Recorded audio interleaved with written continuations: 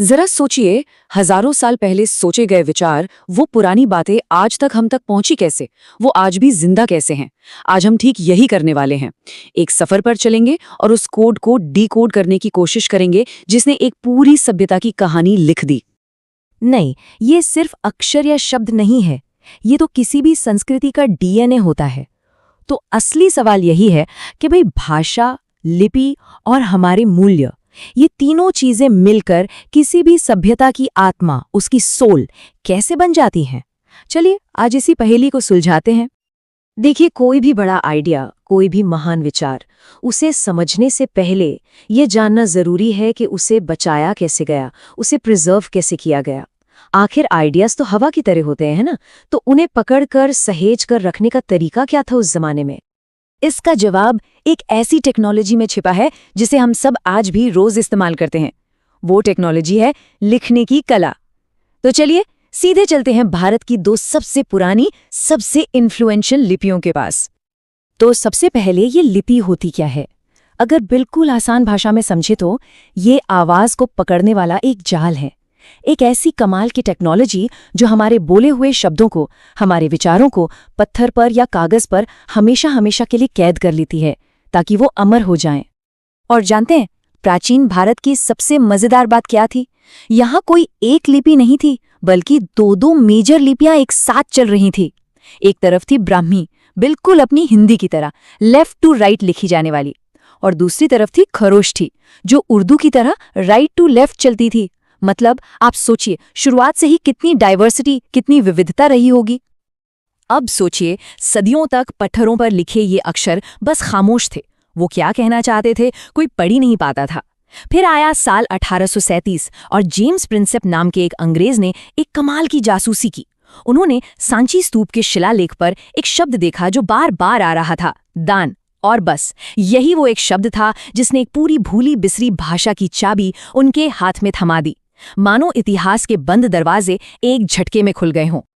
और ब्राह्मी लिपि कोई मामूली लिपि नहीं थी। इसे आप भारत की सारी लिपियों की जननी या माँ कह सकते हैं। आज हम जो भी लिपियां देखते हैं, चाहे वो हिंदी की देवनागरी हो, बंगाली हो, तमिल हो या तेलुगु, सबकी सब इसी ब्राह्मी से निकली हैं। और इतना ही नहीं, इसका असर भारत से बाहर साउथ ईस्ट एशिया और तिब्बत तक फैला। सोचिए, एक अकेली लिपि की कितनी बड़ी, कितनी असाधारण लेगेसी है ये। ठीक है, तो लिखने का तरीका तो मिल गया, लिपि आ गई। लेकिन सवाल ये है कि इन लिपियों में लिखा क्या जा रहा था? वो मैसेज क्या था जो लोगों तक पहुंचाना था? इसका जवाब हमें मिलता है भाषाओं में। भाषा को ना एक बहती हुई नदी की तरह समझिए। इस नदी का जो उद्गम था, जो सोर्स था, वो थी संस्कृत, बड़े बड़े विद्वानों और धर्म ग्रंथों की भाषा। फिर ये नदी आगे बढ़ी तो उसकी धारा थोड़ी आसान हो गई और वो बन गई पाली, जिसमें गौतम बुद्ध ने अपने उपदेश दिए। नदी और आगे बढ़ी और चौड़ी हुई और प्राकृत की कई छोटी छोटी धाराओं में बट गई। ये आम लोगों की बोलियां थीं। और फिर इन्हीं धाराओं से निकलकर आज की हमारी आधुनिक भाषाएं बनी, जैसे हिंदी, बंगाली, गुजराती। तो उस वक्त भाषा की दो अलग अलग दुनियाएं थीं, एकदम अलग। एक तरफ थी संस्कृत, वेदों की, फिलॉसफी की भाषा, जो सिर्फ कुछ गिने चुने पंडितों और विद्वानों तक ही थी। और फिर दूसरी तरफ थी पाली और प्राकृत। ये आम लोगों की भाषाएं थीं, संतों की, भिक्षुओं की। और ये जो चॉइस थी ना कि हम आम भाषा में बात करेंगे, ये अपने आप में एक रेवोल्यूशन था। इसने ज्ञान को कुछ लोगों की तिजोरी से निकालकर सबके लिए, हर किसी के लिए अवेलेबल करा दिया। तो अब आता है सबसे बड़ा सवाल, जब ज्ञान आम लोगों की भाषा में, उनकी अपनी जुबान में उन तक पहुंचा, तो आखिर वो कौन से रेवोल्यूशनरी आइडियाज थे जो जंगल की आग की तरह फैले? ऐसे कौन से विचार थे जिनमें पूरे समाज को बदलने की ताकत थी? चलिए अब बात करते हैं इस कहानी के दिल की, उस मॉरल कंपस की, उस नैतिक दिशा सूचक की, जिसने पूरी सभ्यता को रास्ता दिखाया। इस मॉरल कंपस की जो जड़ है वो एक कॉन्सेप्ट में है जिसे कहते हैं रित। अब रित क्या है? इसे आप कॉस्मिक लॉ समझिए। जैसे लॉ ऑफ ग्रेविटी होता है ना, जो सब पर लागू होता है, वैसे ही ये रित है, प्रकृति का, सच का, मोरालिटी का एक यूनिवर्सल लॉ जो हर चीज को चलाता है। ये इतना फंडामेंटल है कि ये देवताओं और इंसानों सबसे ऊपर माना जाता था। और जब इसी कॉस्मिक लॉ यानी रित को इंसानी समाज पर लागू किया जाता है तो वो बन जाता है धर्म। अब देखिए, धर्म का मतलब सिर्फ पूजा पाठ नहीं है। धर्म असल में समाज को चलाने का कोड ऑफ कंडक्ट है। हमारे कर्तव्य क्या हैं, हमारे अधिकार क्या हैं, हमारा व्यवहार कैसा होना चाहिए, ये सब कुछ जो समाज में बैलेंस बनाए रखता है, वही धर्म है। महाभारत में एक श्लोक है जो इसे बहुत खूबसूरती से समझाता है। धारणात् धर्ममित्याहु धर्मो धार्यते प्रजा। मतलब धर्म वो है जो धारण करता है, जो समाज को एक साथ पकड़कर रखता है, उसे बिखरने नहीं देता। तो ये कोई सजेशन नहीं है, ये वो ग्लू है, वो गोंद है जो एक सिविलाइजेशन को जोड़कर रखती है। अब इन्हीं गहरे फिलॉसफिकल आइडियाज से निकले जीने के प्रैक्टिकल नियम। मिसाल के तौर पर जैन धर्म के 5 महाव्रत: अहिंसा यानी किसी को चोट न पहुंचाना, सत्य हमेशा सच बोलना, अस्तेय चोरी न करना, ब्रह्मचर्य यानी सेल्फ कंट्रोल, और अपरिग्रह मतलब जरूरत से ज्यादा चीजें जमा न करना। ये जिंदगी जीने का एक बिल्कुल clear cut moral road map था, जिसे प्राकृत भाषा में आम लोगों तक पहुंचाया गया। और ठीक इसी तरह बौद्ध धर्म ने दिखाया अष्टांगिक मार्ग, या जिसे मिडिल पाथ भी कहते हैं। ये एक बीच का रास्ता था। मतलब न तो जरूरत से ज्यादा ऐशो आराम में डूब जाओ और न ही खुद को तकलीफ देने वाली तपस्या करो। ये विजडम यानी प्रज्ञा और कंपैशन यानी करुणा पर टिका हुआ एक बैलेंस्ड रास्ता था, जिसका मकसद था दुखों को खत्म करना। और इस विचार को भी पाली भाषा के जरिए दूर दूर तक फैलाया गया। तो चलिए अब इन सारे धागों को, लिपि, भाषा और मूल्य, इन सबको एक साथ जोड़कर देखते हैं कि ये पूरी तस्वीर, एक लिविंग लेगेसी, एक जीवंत विरासत कैसे बनती है। तो देखिए, अगर हम इन सब चीजों को मिलाकर देखें तो ये किसी भी सभ्यता का एक पूरा का पूरा ब्लूप्रिंट है। लिपि को आप समझिए हार्डवेयर का कोड, भाषा वो सॉफ्टवेयर है जो इस हार्डवेयर पर रन करता है, और नैतिकता जो वैल्यूज हैं वो है कोर प्रोग्रामिंग, वो ऑपरेटिंग सिस्टम है जो पूरे समाज को चलाता है, उसे दिशा देता है। और कमाल की बात यह है कि ये सिस्टम हजारों सालों से बिना रुके चल रहा है। और इस हजारों साल लंबी कहानी में एक बहुत ही सरप्राइजिंग फैक्ट है। हम जो आधुनिक हिंदी आज बोलते हैं वो जानते हैं कितनी पुरानी है? सिर्फ लगभग 1000 साल। ये फैक्ट हमें एहसास दिलाता है कि हम कितनी लंबी, कितनी कंटिन्यूअस ट्रेडिशन का हिस्सा हैं। और ये कहानी खत्म नहीं हुई है, ये आज भी हमारे चारों तरफ जिंदा है। अशोक के पिलर्स पर खुदे उन पुराने अक्षरों से लेकर हमारे मोबाइल की स्क्रीन पर चमकने वाले डिजिटल फॉन्ट्स तक, कम्युनिकेशन और वैल्यूज की ये कहानी लगातार चल रही है, इवॉल्व हो रही है। और ये पूरी बातचीत हमें एक आखिरी और शायद सबसे जरूरी सवाल पे लाकर छोड़ देती है। आज की इस हाइपरफास्ट डिजिटल दुनिया में हमारी भाषा और हमारे मूल्य हमारी पहचान को आखिर कैसे डिफाइन करते हैं? सोचने वाली बात है कि क्या हम सब मिलकर इस हजारों साल पुरानी विरासत को सही मायने में आगे बढ़ा रहे हैं? चलिए आज एक सफर पर निकलते हैं, भारतीय विचार के उस हजारों साल लंबे सफर पर। ये एक ऐसी कहानी है जो शुरू होती है ब्रह्मांड के गहरे रहस्यों से और पहुंचती है हमारे आज की जीवन मूल्यों तक। तो तैयार हो जाइए इस ज्ञान के समंदर में एक डुबकी लगाने के लिए। तो सबसे बड़ा सवाल यही उठता है, आखिर ये होता कैसे है?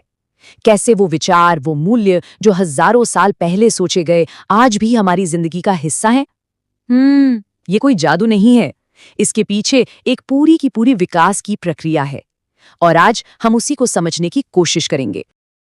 देखिए, हर बड़े विशाल पेड़ की कहानी कहाँ से शुरू होती है? एक छोटे से बीज से, है ना? बिल्कुल वैसे ही भारतीय दर्शन और नैतिकता का जो ये इतना बड़ा पेड़ है ना, वो भी एक बहुत ही गहरे और शक्तिशाली विचार के बीज से ही निकला है। तो चलिए सबसे पहले उस बीज को ही ढूंढते हैं। और इस बीज का नाम है रित। अब ये रित क्या है? रित का मतलब है वो कॉस्मिक ऑर्डर, वो शाश्वत व्यवस्था जो इस पूरे ब्रह्मांड को चला रही है। सूरज का उगना, मौसम का बदलना, सब कुछ इसी के तहत होता है। पर ये सिर्फ एक नेचुरल लॉ नहीं है, ये सबसे बड़ा मॉरल लॉ भी है। कह सकते हैं कि ये वो अदृश्य धागा है जिसने पूरे यूनिवर्स को एक साथ पिरोकर रखा है।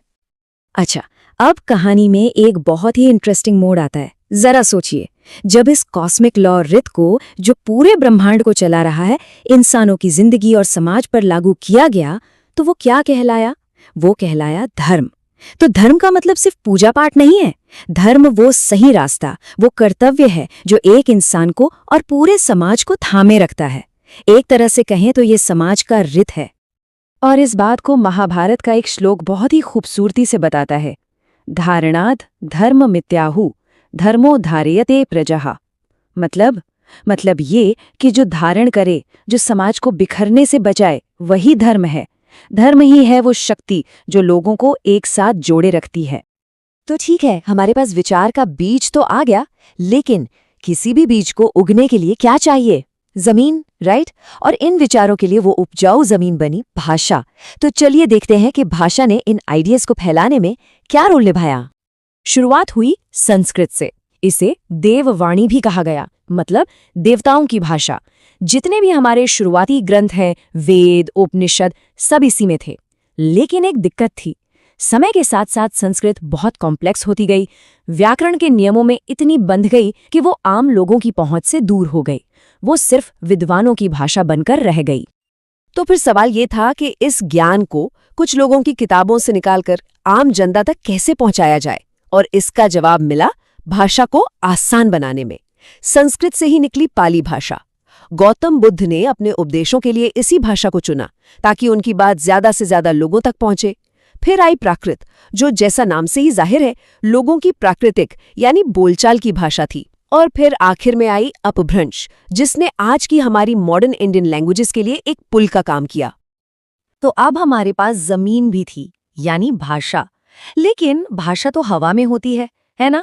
उसे एक जगह टिकाने के लिए, एक परमानेंट रूप देने के लिए पेड़ के तने जैसा एक मजबूत सहारा चाहिए था, और वो सहारा बनी लिपि, यानी लिखने की कला। और लिपि के आने से तो मानो सब कुछ ही बदल गया। अब ज्ञान को सिर्फ याददाश्त के भरोसे रखने की जरूरत नहीं थी। अब उसे लिखा जा सकता था, उसे संभाल कर रखा जा सकता था, और सबसे जरूरी बात, उसे एक पीढ़ी से दूसरी पीढ़ी तक बिना किसी बदलाव के पहुंचाया जा सकता था। एक तरह से कहिए तो विचारों को अमर होने का वरदान मिल गया। उस दौर में भारत में 2 लिपियां बहुत चलती थी। एक थी ब्राह्मी लिपि, ये लेफ्ट टू राइट लिखी जाती थी, बिल्कुल वैसे ही जैसे हम आज देवनागरी लिखते हैं। और मजे की बात यह है कि हमारी देवनागरी समेत ज्यादातर भारतीय लिपियों की जड़ें इसी ब्राह्मी में हैं। दूसरी थी खरोष्ठी लिपि, ये उल्टी चलती थी, राइट टू लेफ्ट, और ये पश्चिमोत्तर भारत यानी आज के पाकिस्तान, अफगानिस्तान वाले इलाके में ज्यादा इस्तेमाल होती थीं। एक पल के लिए सोच कर देखिए, सदियों तक हमारे पूर्वजों की बातें पत्थरों पर लिखी हुई थीं, लेकिन कोई उन्हें पढ़ नहीं सकता था।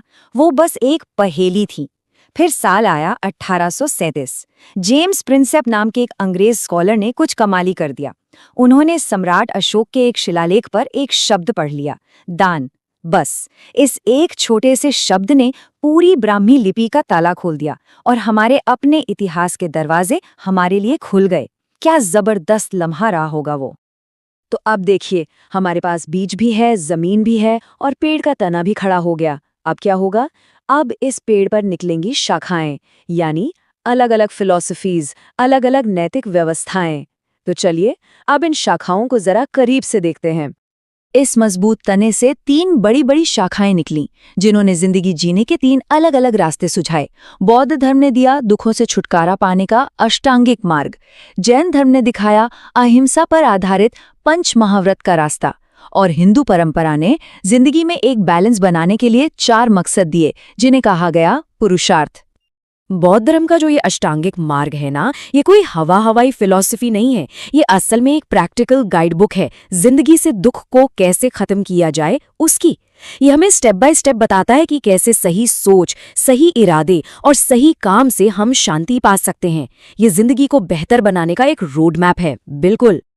वहीं जैन धर्म एक बहुत ही अनुशासित नैतिक जिंदगी का रास्ता दिखाता है, और इसके दिल में, इसके केंद्र में एक ही महामंत्र है, अहिंसा परमो धर्मः।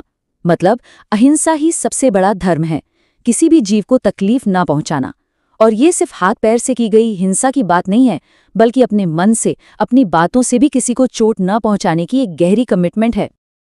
और फिर आता है हिंदू दर्शन का पुरुषार्थ सिद्धांत, जो जिंदगी को देखने का एक बहुत ही बैलेंस्ड और प्रैक्टिकल नजरिया देता है।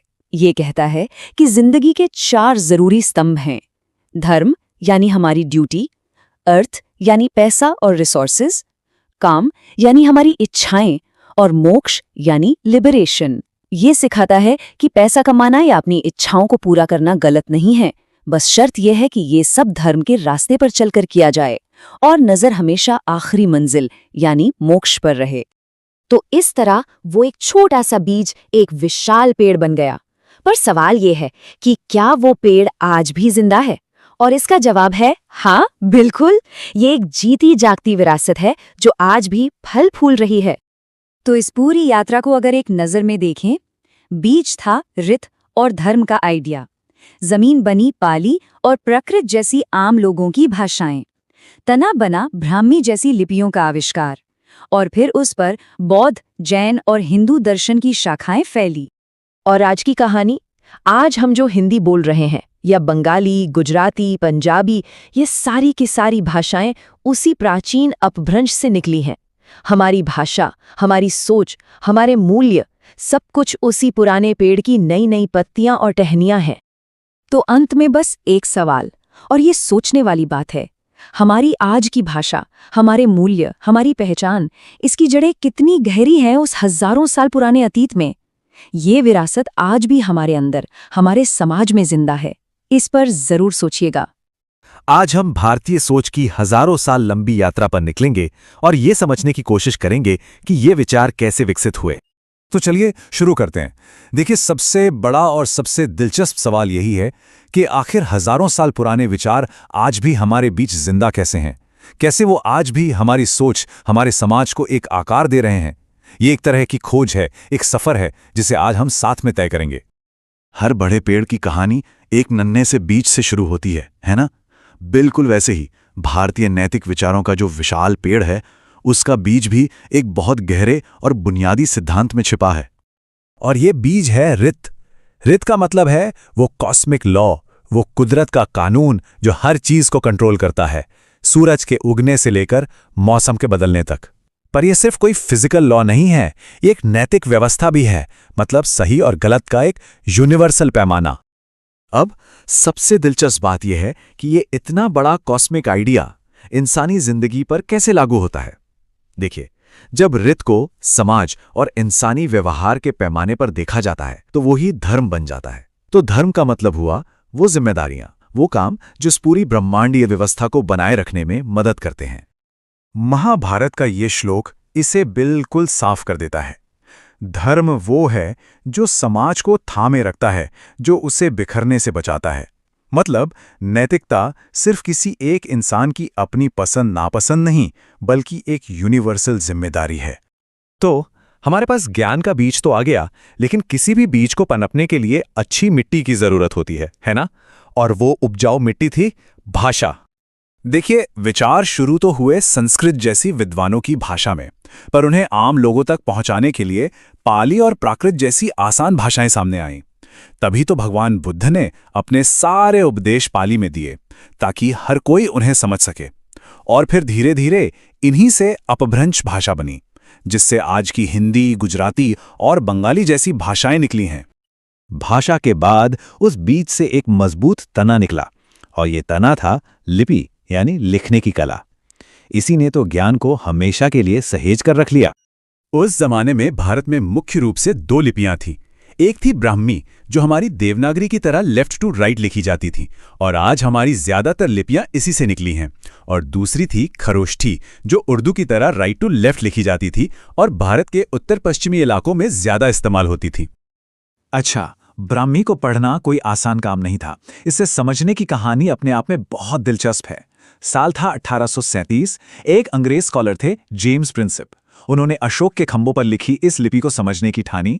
सालों की मेहनत लगी और फिर आखिरकार उन्होंने एक शब्द को पहचान लिया। सोचिए, वो पहला शब्द क्या होगा जिसने पूरे इतिहास के दरवाजे खोल दिए? वो शब्द था दान। जी हां, सिर्फ एक शब्द, दान। और इस एक शब्द से हमें सम्राट अशोक और उनके पूरे साम्राज्य के बारे में पता चला। और एक मजेदार बात, अशोक ने खुद इस लिपि को ब्राह्मी नहीं कहा था, वो इसे धम्मलिपि यानी धर्म की लिपि कहते थे। तो अब हमारे ज्ञान के पेड़ का तना मजबूत हो चुका था। अब बारी थी उससे अलग अलग शाखाएं फूटने की, जो थीं फिलॉसफी यानी दर्शन की शाखाएं। यहाँ हम 3 बड़ी धाराओं को देखते हैं। बौद्ध धर्म का अष्टांगिक मार्ग है, जो दुख से छुटकारा पाने के लिए एक बैलेंस्ड रास्ता बताता है। फिर है जैन धर्म के 5 महाव्रत, जिनमें अहिंसा और सत्य जैसे कठोर नियमों का पालन किया जाता है। और हिंदू धर्म में है 4 पुरुषार्थ, धर्म, अर्थ, काम और मोक्ष, जो एक पूरी और बैलेंस्ड जिंदगी जीने का रास्ता दिखाते हैं। तो सवाल यह है कि ये हजारों साल पुराना पेड़ आज भी कैसे हरा भरा है और फल दे रहा है। तो चलिए इस पूरी यात्रा को एक बार फिर से देखते हैं। रित के बीच को भाषा की मिट्टी मिली, फिर लिपि का तना बना, जिससे दर्शन की कई शाखाएं निकलीं, और आज हम सब उन शाखाओं पर लगे फलों का स्वाद चख रहे हैं, जो हमारी आज की भाषाएं हैं, हमारी सोच और हमारे मूल्य हैं। ये कनेक्शन एकदम सीधा है। जब कोई हिंदी, गुजराती या पंजाबी बोलता है तो असल में वो उस विशाल भाषाई पेड़ की एक टहनी का इस्तेमाल कर रहा होता है, जिसकी जड़ें हजारों साल पहले अपभ्रंश और प्राकृत में थीं। ये एक जिंदा जागता इतिहास है जो हमारी जुबान पर है।